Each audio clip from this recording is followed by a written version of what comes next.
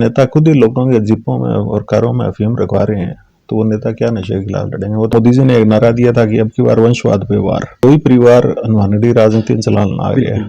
निठल्ले तो हमारे नेता हैं ही ये सारे के सारे। नकारा लोगों को हमने कुर्सी पे बैठा रखा है। हनुमानगढ़ सबसे बड़ा एजेंडा तो है कि लोगों को तंग मत करो। 5 साल में उन्हें एक बार मौका मिलता है बटन दबाने का, उस दिन वो सारे हिसाब पूरे करती है। बेटो काम तो करे को नहीं 2 पीस संगो और लोन लियो 7 लाख को के करे रही तारी बेंगवा।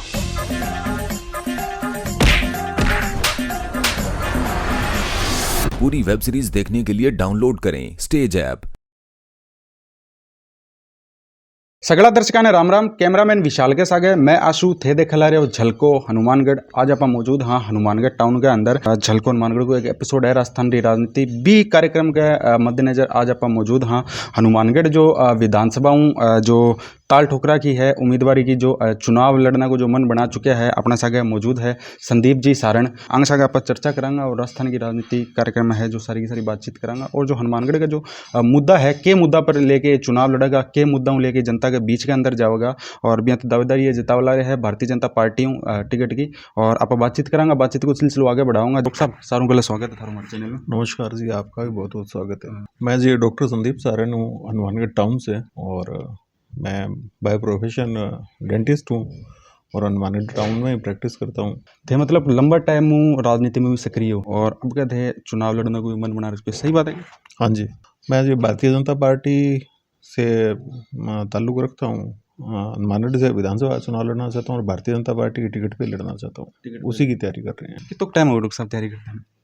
नहीं, पिछली बार भी मैं था लेकिन कई कारण थे कि उसे टिकट नहीं मिल पाई तो चुनाव नहीं लड़ पाए और इस बार फिर दोबारा तैयारी कर रहे हैं, देखते हैं। अपने भारतीय जनता पार्टी हूँ तो डॉक्टर राम प्रताप जी लंबा टाइम हूँ मतलब जमे बैठे हैं, ये थाना लगे डॉक्टर साहब ने टिकट मिल रहे? अभी हैदराबाद में राष्ट्रीय कार्यकारिणी की मीटिंग हुई थी तो वहाँ पर मोदी जी ने एक नारा दिया था कि अब की बार वंशवाद पे वार। डॉक्टर साहब राम प्रताप जी हैं जो 1943 का जन्म है इनका, 5 मार्च 1943 का, तो उनका ये 80वां वर्ष चल रहा है और अगले साल चुनाव का अगर ये कोशिश करते हैं तो 81वां वर्ष चल रहा होगा।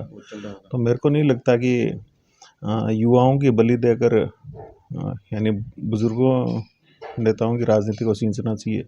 ना ही तो ये भारतीय जनता पार्टी की प्रथा है, ना ही ये परिपाटी है। यहाँ वंशवाद की जिया थे बात कर लग रहे हो। भारतीय जनता पार्टी ऊंचे रहे विधायक डॉक्टर राम प्रताप जी बंग बाद में मतलब जिया एक उत्तराधिकारी के रूप में लोग देखा लग रहा है। बंगाल पुत्र है जो अमित शाह बने, तो बिन लेख के क्यों? देखो मेरा विरोध मेन वही है कि अगर आप पिछले 50 साल की राजनीति देखा तो 2 ही परिवार हनुमानगढ़ राजनीति में चलाना आ गया है। चौधरी आत्माराम बाद में चौधरी विनोद कुमार आया और बै अब आपके बेटे ने प्रमोट करना आ गया। और आज हूँ 40 साल पहला जो डॉक्टर राम प्रताप राजनीति में आया तो ए भी वो क्या होता है कि जी मैं आत्माराम जी का विरोध करता हूँ या शोपत सिंह का विरोध करता हूँ और अभी रंग में यह खुद रंग गया। बड़ो तो जगजा ही रह गया। भाई आपके बेटे ने बहुत ही बुरी तरह पुत्र मुँह में अंधा हो रहे है और वो अपने बेटे को बहुत बुरी तरह प्रमोट भी करते हैं। और हाँ जी, ठेका वाला रहे हनुमानगढ़ की राजनीति 20 साल पीछे। देखिए हनुमानगढ़ और गंगानगर 2 जिले हैं कि अगर अपन देखते हैं तो दोनों बॉर्डर डिस्ट्रिक्ट हैं। ये एक तरफ पाकिस्तान है अपने और दूसरा हरियाणा और पंजाब है। तो जब अपन जयपुर में बैठकर देखते हैं तो राजनीतिक रूप से अपन वो बेनिफिट नहीं ले पाते हैं और एक भी मंत्री नहीं है। तो ये तो तौहीन है हनुमानगढ़ और गंगानगर के जनता की कि राजस्थान सरकार या गहलोत साहब उन्हें इस लायक ही नहीं समझते कि उन्हें मंत्रिमंडल में स्थान दिया जाए जा सके। तो ये निठल्ले तो हमारे नेता हैं ही ये सारे के सारे जो चुने हुए हैं, लेकिन ये जनता की भी तो बेइज्जती है कि एक भी मंत्रिमंडल में किसी व्यक्ति को स्थान नहीं दिया गया। और इन हमारे नेताओं में इतनी कुव्वत भी नहीं है कि ये मुख्यमंत्री से या अपनी पार्टी से अड़के ये कह सकें कि जी हमें मंत्रिमंडल में स्थान दिया जाए, जबकि उधर पूर्वी राजस्थान के लोग लड़ते हैं अपने हक के लिए। तो ये कहीं ना कहीं शायद हम आज तो मैं भी जनता ही हूँ, मैं भी वोटर ही हूँ, तो ये हमारी ही कमी है कि ऐसे नकारा लोगों को हमने कुर्सी पे बैठा रखा है जो जनता के हित के लिए लड़ ही नहीं सकते। मन बना चुके होते पूरा चुनाव लड़ने को, ठीक है। और वंशवाद की अगर वंशवाद हूँ अगर बीजेपी हट के देखे तो बहुत सा कैंडिडेट दावेदारी ठोकर लग रहा है। और नहीं देखिए लोकतंत्र की स्वस्थ परंपरा तो यही है कि हर कोई चुनाव लड़ने का अधिकार रखता है और लड़ना भी चाहिए। जितना ज़्यादा कैंडिडेट होगी उतनी ज़्यादा जागरूकता आएगी। मान लो अगर भारतीय जनता पार्टी के लिए हनुमानगढ़ में 5 लोग कोशिश कर रहे हैं तो मैं इसे अच्छा मानता हूँ। कृष्ण कड़वा जी संगरिया रबे भी मतलब हाँ, कृष्ण कड़वा जी का मैं गाँव में जाता हूँ तो सुनता हूँ कि वो लंबे अंतराल के बाद में छोटी सी विजिट करके जाते हैं और वो खुद को मुख्यमंत्री का दावेदार मान रहे हैं कि मैं मुख्यमंत्री बनूंगा। उनका कहना ही है। भारतीय जनता पार्टी के वो पहले एमएलए रहे हुए हैं, हमारे बड़े हैं, हमसे सम्माननीय हैं, तो शायद उन्हें राजनीतिक रूप से मैं मानता हूँ कि उन्हें संगरिया में रुकना चाहिए था।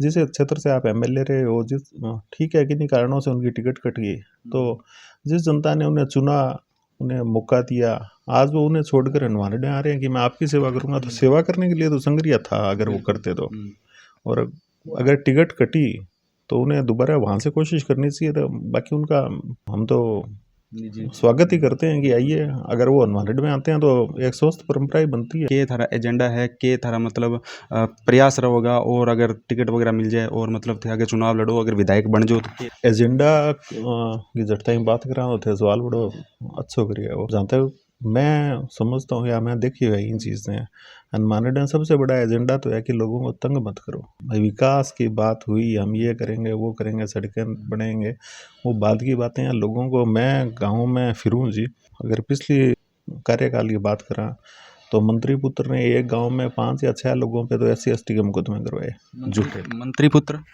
एक ही है अपने मंत्री पुत्र। तो लोग शिकायत करते हैं कि जिन्होंने हमारे ऊपर इतने मुकदमे करवा दिए, फिर 376 का मुकदमा करवाते हैं वो, ठीक है, झूठे होते हैं, जो लोगों को प्रताड़ित किया गया। और इसके अलावा किसी को बहुत अलग अलग तरह के केस झूठे पुलिस से, यानी हालात ये थे कि गांव में, हर गांव में दिन में एक बार पुलिस की जीप निकलती थी। जूता खोल के एक सिटिंग कैबिनेट किसी मंत्री की जीप के पीछे भागे या जूता फेंक के मारे या आए हुए लोगों को गालियाँ बने, बड़ा विचित्र लगता है ये सुन के कि ऐसा हो सकता है क्या। यानी राजस्थान स्टेट का कैबिनेट मंत्री इस तरह ही हरकत करे और फिर वो उम्मीद करे कि हम जीतेंगे। तो जनता तो जवाब देगी, जनता जवाब देखिए, जनता कुछ कर नहीं सकती, लेकिन जनता देखती सब कुछ है। और 5 साल में उन्हें एक बार मौका मिलता है बटन दबाने का, उस दिन वो सारे हिसाब पूरे करती है। तो अगर आप जनता की बेइज्जती करोगे, बेइज्जती कोई भी आदि वापस नहीं देता, हर कोई सवाई करके वापस देता है। हनुमानगढ़ की जनता चाहेगी कोई नए चेहरे? जनता की ये व्यथा है, उनकी पीड़ा ये कि यानी इनके जो ये वक्तव्य देते हैं वो भी बड़े अजीब होते हैं। कि जैसे चौधरी साहब कहते हैं कि जी वोट तो रड़गा हुआ है, यानी हनुमानगढ़ के जनता का या मतदाताओं का कोई वैल्यू नहीं है और उनका परिश्रम, उनका जीवट, उनकी मांगे कोई मायने नहीं रखती। इन लोगों का ये मानना है कि एक से नाराज होंगे तो जाएंगे कहाँ पे। और इसी चीज़ को ये दोनों परिवार मिलकर खेलते हैं कि तीसरे को आने नहीं देते। मतलब जंक्शन की चीज़ एक भी टाउन को नहीं है आज तक, और टाउन की सारी चीज़ें जंक्शन चली गई। और लोगा में डिस्ट्रिक्ट हॉस्पिटल को जो मेडिकल कॉलेज बनना को टाउन का लोगा में तो बहुत विरोध देखियो, मैं खुद बहुत विरोध देखियो। क्या कहना चाहूँगा? ये एक बहुत बड़ा मुद्दा है और इसको अपन ये कहेंगे हनुमानगढ़ मेडिकल कॉलेज जंक्शन चला गया, वो गलत है। ये एक चीज़ जंक्शन नहीं गया है, वो हमें कोई दिक्कत नहीं थी। देखिए मेडिकल कॉलेज के लिए मैंने बहुत मांग 2017 में जब मैंने चुनाव के लिए शुरू किया था, तब मैंने ये मांग सबसे पहले उठाई थी कि हनुमानगढ़ में मेडिकल कॉलेज होना चाहिए और इसके लिए प्रयासरत भी बहुत रहे। आदरणीय प्रधानमंत्री ने एक स्कीम चलाई कि हर जिला हेडक्वार्टर पर मेडिकल होना चाहिए और उसके सौभाग्य से हमें हनुमानगढ़ में 300 बेड का हॉस्पिटल था तो हमें मेडिकल कॉलेज मिला। जिस हॉस्पिटल के बेस से हमें मेडिकल कॉलेज मिलना चाहिए, तो ये प्राथमिकता यही थी कि हनुमानगढ़ टाउन में बने। और दूसरा ये था कि चलो हनुमानगढ़ टाउन में ये बना, अगर नेताओं को, जो भी मौजूदा नेता हैं, उन्हें लग रहा था कि इन्हें लेके जाना है, तो देखिए कैनाल कॉलोनी के अंदर 1 मरबा ज़मीन रेवेन्यू इरिगेशन डिपार्टमेंट की सरेंडर की थी नगर परिषद को। तो उस 1 मरबा ज़मीन में या उसके आसपास की ज़मीन को इकट्ठी करके वहाँ पे मेडिकल कॉलेज बना सकते थे, उससे शहर का विकास होता। ये भूमाफिया मानिए या नेताओं की संकुचित सोच मानिए, इन्होंने ना तो टाउन में मेडिकल कॉलेज बनने दिया और ना ही जंक्शन में बनने दिया। ये इसे तीसरे कोने में नवा लेकर गए, जहाँ इनकी सबके हित, आर्थिक हित पूरे होते हैं। इनकी सभी की, जो तीनों बड़े नेता हैं हमारे, मैं नाम नहीं लेना चाहूँगा, तीनों की प्रॉपर्टी उसके आसपास ही है। तो मेडिकल कॉलेज जैसे सैंक्शन हुआ, वहाँ उनकी ज़मीनों के रेट बढ़ गए। और सुनने में आ रहा है कि हमारे जो पुराने कलेक्टर साहब थे, उनके ससुर की भी वहाँ पे ज़मीन है। अगर ये इसकी मैं अभी तक हमारे पास ऐसे कोई कागज़ नहीं मिले हैं, लेकिन ये बड़ी चर्चा का विषय है कि कलेक्टर के ससुर की भी वहाँ पे 10 बीघे ज़मीन है, जो मेडिकल कॉलेज शुरू होने के से पहले उन्होंने वहाँ खरीदी। तो यानी इसमें तो एक बहुत बड़ा घोटाला है ये तो। हमारे उस वक्त हमें सबसे ज़्यादा सपोर्ट किया था अपने जो जल शक्ति मंत्री हैं केंद्र के, गजेंद्र सिंह जी शेखावत, उनसे मेरी 2-3 बार व्यक्तिगत इसी मुलाकात हुई इसी सब्जेक्ट पे। तो उन्होंने मेरे से एक बड़ा ही रोचक सवाल किया कि डॉक्टर साहब, आपके लोगों को क्या मेडिकल कॉलेज की अहमियत समझ में नहीं आ रही है कि मेडिकल कॉलेज होने या नहीं होने से शहर पे कितना फ़र्क पड़ेगा, और वो इस बारे में जागरूक क्यों नहीं है। तो मैं उस वक्त उन्हें जवाब नहीं दे पाया। स्थानीय नेताओं ने अपने छोटे छोटे हितों के लिए एक बड़े प्रोजेक्ट को ख़त्म कर दिया। आप इसे टाउन में शुरू करते, आप इसे जंक्शन में शुरू करते, दोनों शहरों में से एक तो डेवलप होता। ये देखिए, ये एक सत्य है कि हनुमानगढ़ और जंक्शन अलग अलग हैं क्योंकि बीच में एक नदी आती है। तो एमएलए तो शहर का एक तरह से संरक्षक होता है। अगर आपके 2 बेटे हैं तो उनको दोनों का विकास बराबर करना चाहिए। कोई भी जनप्रतिनिधि आज तक नशा पता ने लेके कदे भी आगे को नहीं आयो, कदे भी कोई आंदोलन कौन करियो, कदे भी कुछ कौन करियो। तो भी चीज़ ने लेके के कहना चाहोगा, या तो मतलब अगर आई कंडीशन रही डॉक्टर साहब हनुमानगढ़ की, तो हर घर को हाल है आने रहा 10 साल के अंदर माड़ो होगा। हर घर के अंदर 2-3 बच्चा है जो चिट्टा पीना रहा है या नशा पता करना रहा, मिलेगा मिलेगा। सवाल आपका अच्छा है और उस पर मेरा बहुत ही सख्त जवाब होगा। जब नेता खुद ही लोगों के जिपों में और कारों में अफीम रखवा रहे हैं तो वो नेता क्या नशे के खिलाफ लड़ेंगे? वो तो खुद नहीं इन्वॉल्व है। उनको उठा के पहले जेल में उनको पटकना चाहिए। डॉक्टर साहब, अगर टिकट मिल जाए थाने भारतीय जनता पार्टी की और थे चुनाव लड़ जो विधायक बन जो, तो आ चीज़ां लेके के रहोगे? सबसे पहला हमारा एजेंडा होगा ही नशा विरोधी अभियान होगा। क्योंकि देखिए, जब पॉलिटिक्स और पुलिस दोनों मिलती हैं तो वो अच्छे की तरफ भी जा सकते हैं और बुरे की तरफ जा सकते हैं। और हनुमानगढ़ हालात देखते हुए मेरे को लग रहा है कि एक बहुत ही अच्छा राजनीतिक संरक्षण इन जो नशे के व्यापारी है उनको मिल रहा है। वरना हो नहीं सकता कि क्षेत्र के नेता चाहें, सिटिंग मंत्री चाहें, और अगर पुलिस के आला अधिकारी चाहें तो एक पत्ता भी हिल सकता है। तो यहाँ तो नशा बड़े धड़ल्ले से बिक रहा है। हमारे सामने नई वादी है, आप यहाँ जाइए, आज आपको शाम को गली चौराहों पर 17-18 साल के बच्चे मिलेंगे। तो उनसे दिक्कत ये आ रही है कि जो लोग नशा कर रहे हैं वही पैडलर बोलते हैं जो नशा सप्लाई करता है। तो वो लोग 2 पुड़िया लेते हैं, एक खुद लेते हैं और एक आगे बेचते हैं। तो ये सिस्टम अब इसके साथ में आप देखिए सट्टे का काम हनुमानगढ़ में चरम सीमा पर। तो ये जब मेरे को, मैं तो नॉर्मल कार्य करता हूँ, जो चुनाव लड़ने की सोच रहा हूँ, गाँव गली गली या हर वार्ड में जाता हूँ, तो ये चीज़ें मेरे को पता है तो इंटेलिजेंस को क्यों नहीं पता? या ये जो बड़े बुजुर्ग नेता बैठे हैं हमारे 2, इनकी नज़र में क्यों नहीं है? लेकिन सबके आर्थिक हित हैं। हनुमानगढ़ में जो अतिक्रमण जो टूटा लग रहा है, लोगों का घर वगैरह और उजड़ा लग रहा है सारा, थारा भी आगे टूटा होगा शायद अभी लाड़ले दिन एक गली में भी नाला बनाने के नाम पर, और बहुत सी चीज़ें। और शहर के अंदर है जो गरीबों का आशियाना, हॉस्पिटल के बारे में दुकाना वगैरह, और है मतलब एक तरफ तो गवर्नमेंट बसाने को बात करे लग रही है, गरीबा ने बसाने की बात कर रही है, और अपने हनुमानगढ़ में थाने को लग उल्टो हुआ लग रही है। मतलब गरीबा ने बसाना छोड़ो, गरीबा ने उजाड़ना है, या तो कोई प्रण लेके बैठे आप कोई इस तरीके को क्या कहना चाहोगे? देखिए, हनुमानगढ़ कब्जा विरोधी अभियान नहीं चल रहा है। यहाँ पे अपने जो राजनीतिक रूप से आपके विरोधी हैं उनको हटाने का अभियान चलाया जा रहा है। आप देखिए, जो कब्जे तोड़े जा रहे हैं वो उनको थोड़ा तय में जाइए तो लगभग आपको कब्जे के नाम पर जो घर तोड़े गए हैं वो लोग मिलेंगे जो जिन्होंने इनको अब जो मठाधीश हैं, सत्ताधीश हैं, इनको वोट नहीं दिए थे, उनका नुकसान ज़्यादा किया जा रहा है।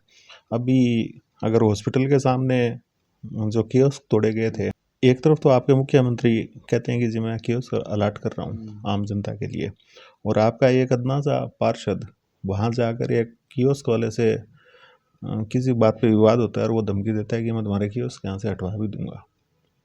और वो उस एक पार्षद की जो मूर्खता कहिए या उसकी जिद कहिए, उसकी बलि पे सैकड़ों परिवारों का रोजगार चढ़ जाता है। तो ये तो बहुत ही निकम्मेपन की प्रकाष्ठा है ये, और ये ऐसा हो रहा है, अधिकारी भी देख रहे हैं। मेरे ख्याल से आज तक हनुमानगढ़ के इतिहास के अंदर जो हमारी आयुक्त हैं, इनसे ज़्यादा विवादित सरकारी अफसर तो कोई आया नहीं होगा।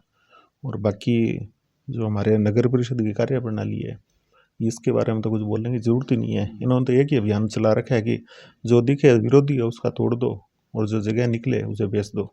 एक दूसरी बात, आप सुंदरता की बात करें तो अब ये डॉक्टर साहब एक सच्चाई है कि जो अब आ दिनों के अंदर हनुमानगढ़ शहर की गलियां, सड़कें, पार्क वगैरह तरह तरह का निर्माण हो लग रहा है और शहर को जो सुंदरता है वह भी हो लग रही है, क्योंकि आप जगह जगह डिस्ट्रिक्ट पार्क बने हुए अपने टाउन के अंदर बने हुए हैं, जंक्शन में ही बने हुए और जगह जगह पार्क, सड़कें वगैरह, तो विकास भी हुए डॉक्टर। देखिए, विकास की परिभाषा ये नहीं होती कि आपने सड़क बना दी। विकास की परिभाषा होती है प्रति व्यक्ति आय और प्रति व्यक्ति शिक्षा में बढ़ोतरी, पर कैपिटा इनकम और एजुकेशन में इंक्रीज होना, पर कैपिटा बोलते हैं इसे।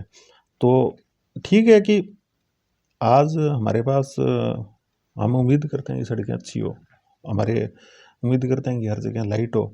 शायद एक मैंने सुना है बचपन में कि जो भगत सिंह चौक पे शहीद भगत सिंह की मूर्ति लगी हुई थी, उनका उस वक्त 1960 के आसपास उसका उद्घाटन करने के लिए संभवतः उनके माँ विद्या देवी या उनकी बड़ी बहन आई थी।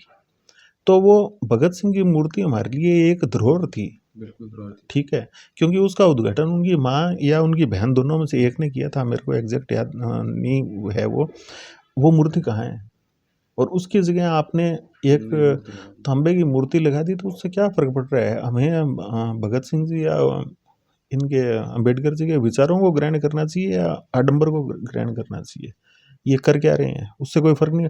हमें तो मूर्ति वही रखनी चाहिए थी कि हमारे शहर के लिए है कि ये बड़े सम्मान का विषय था कि एक हमारे पास एक मूर्ति है जिसका उद्घाटन करने के लिए भगत सिंह जी की माँ या बहन जो भी आए थे उस वक्त में, तो और वो उसकी जगह आप लगा रहे हो और आप कह रहे हो हम विकास कर रहे हैं। ये विकास नहीं है, ये हमारी जड़ें खोदी जा रही है। अगर किसी के पास में ज़मीन है तो वो उसको बेचकर महंगे होटल में रुके, महंगी कारों में रुके, अच्छी सड़कों पे फिरे, तो आने वाली पीढ़ियाँ क्या करेगी। जगह बेचकर सड़कें बनाना डेवलपमेंट मैं नहीं मानता। तो राजस्थान की राजनीतिक कार्यक्रम में अपने संगे आज मौजूद हाँ डॉक्टर संदीप सारण, जो हनुमानगढ़ विधानसभा है, जो भारतीय जनता पार्टी है, जो चुनाव विधायक को जो कैंडिडेट के चुनाव लड़ने की बात ताल ठोक चुके हैं और कन्वेंसिंग करता नहीं, मैंने बहुत टाइम हो गया, लंबा टाइम हो गया, गाँव वगैरह डोर टू डोर जाके कन्वेंसिंग कर लग रहा है। और दूसरी बात है कि जनता को जो प्यार है वो आना मिले भी लग रही है। गाँव साइड में जहाँ कई बार खबर बनाने जावा तो बैठा जगह जगह हर आदमी के नाम पर आंगो, जुबान पर आंगो नाम भी रहे, तो खड़े न खड़े वंशवाद की ये बात करी है। और तो सारी की सारी चीज़ें आप आज जानी है और चुनाव के बाद मांगा के एजेंडा रहेगा, के मुख्य मुद्दा रहेगा, बस सब के चीज़ के ऊपर है ये आज अपना ने बताया है। तो वीडियो थाने किसी लगी, वीडियो के प्रति थारी के राय है, के सुझाव है, वो कमेंट बॉक्स के माध्यम कमेंट करके माने जरूर बताओ। चैनल पर अगर थे नया हो तो चैनल ने सब्सक्राइब कर दो, पास में देड़े बेल आइकन का बटन दबा दो और ये वीडियो ने ज़्यादा से ज़्यादा शेयर कर दो। तारे गाँव में या आसपास में किस तरीके की कोई भी समस्या है तो नीचे डिस्प्ले में हमारा झलको हनुमानगढ़ चैनल का मोबाइल नंबर चल रहा है, ये नंबर होते हमारे फ़ोन करो, मैसेज करो, मैं थारा गाँव में पहुँचाऊंगा, थारी समस्या उठाऊंगा, थारी आवाज़ उठाऊंगा। एक बात और पूछना चाहूँगा मैं दर्शकाने का, संदीप